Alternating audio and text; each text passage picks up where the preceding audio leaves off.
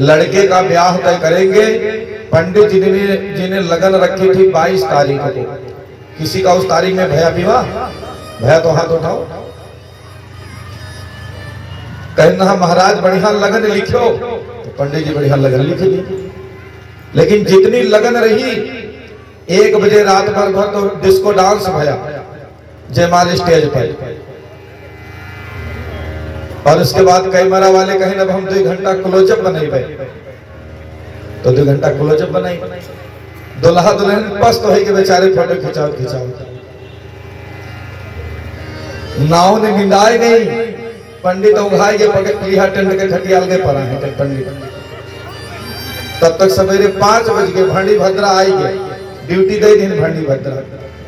दुल्हा के फूफा दौड़े गए, पंडित जी चलो ब्याह कराओ। तब पंडित जी जागे कि 22 तारीख लिखना है। वाह भैया, पंडित जी पोथी सारा दिन पढ़ी ना कि आज विस्तार से सब शादी करवाऊंगा। घोड़स मातृका, सप्तघृत मातृका, स्थल मातृका, सबका पूजन करवाऊंगा। अब इनके बेचारे सब विद्या गायब है। कहीं चलो नवग्रह पूजा कराई। आटा उठाया, मंगलम भगवान विष्णु।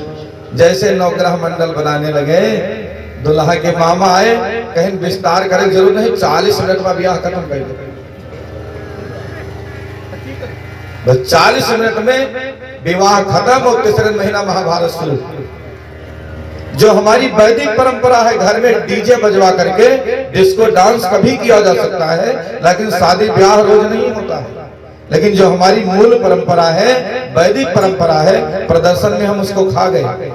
अगर हिसाब से विवाह करा जाए तो 1 रात बीत जाती है विवाह पढ़ाने। लेकिन अपनी वैदिक परंपरा को, और हम कहते हैं गर्व से कहो हम हिंदू हैं। लो, गर्व से कहो हम हिंदू हैं। किसी के घर पूजा पाठ होता है तो लोग कहते हैं का बताए बाज ही नहीं। अब बताओ, एक आदमी फोन पर बात कर रहा था कहीं अपने रिश्तेदार से कि भैया आज घरे रामायण पाठ है, का बताई 2 दिन बाज ही नहीं।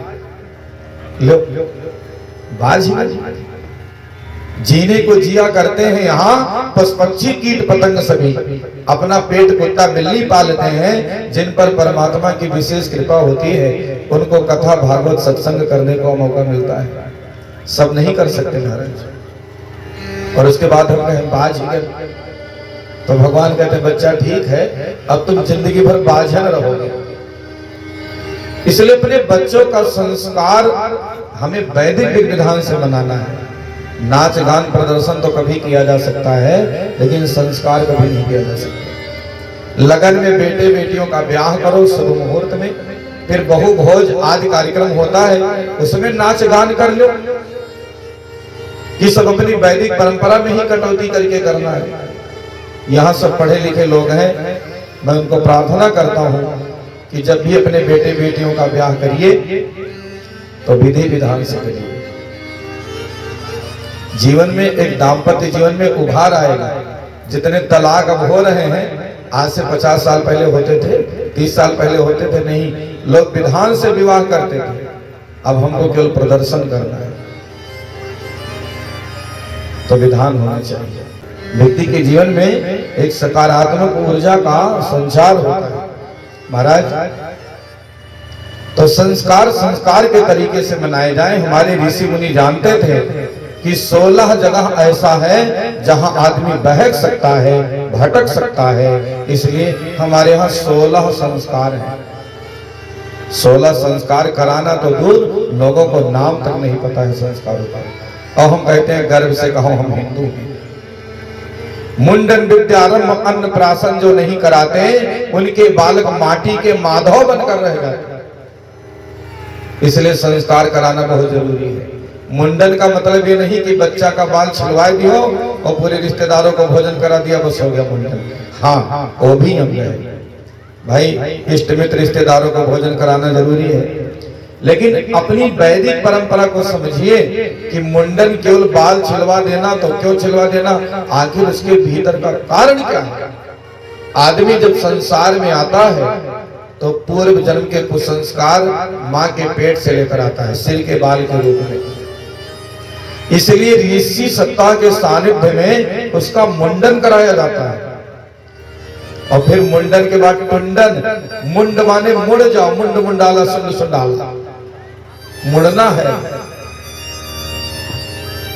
कहते मुंडन है माने अब सदाचार की ओर मुड़ना है, इसलिए मुंडन। एक आदमी कहने लगा कि मूड मुड़ाए कहीं नफा। हम सब लोग नफा ही जोड़ते हैं सब। जब नफा ना होए तो कोई काम नहीं करेंगे। तो मूड मुड़ाए 3 गुण। जैसे नफा 5 है लेकिन गुण 3 है। नफा की मैं चर्चा नहीं करूंगा, गुण की चर्चा करूंगा। नफा तो 5 है, आप सब जानते हैं, लेकिन गुण 3 है। मूड मुड़ाए 3 गुण। मूड के मिट जाए खाज, जितना खाज खरीदी हुई सब मिट गई। मूड मुड़ाए 3 गुण, मूड के मिट जाए खाज, और खाने को बढ़िया मिले लोग कहे महाराज। 3 फायदा है। तो मुंडन क्यों कराते थे लोग? कि मुंडन माने मुड़ जाना है, मुड़ना। ऐसे नामकरण होता है बच्चों का। विद्यारंभ होता था तो बच्चा कम समय में पढ़कर योग्य बन जाता था।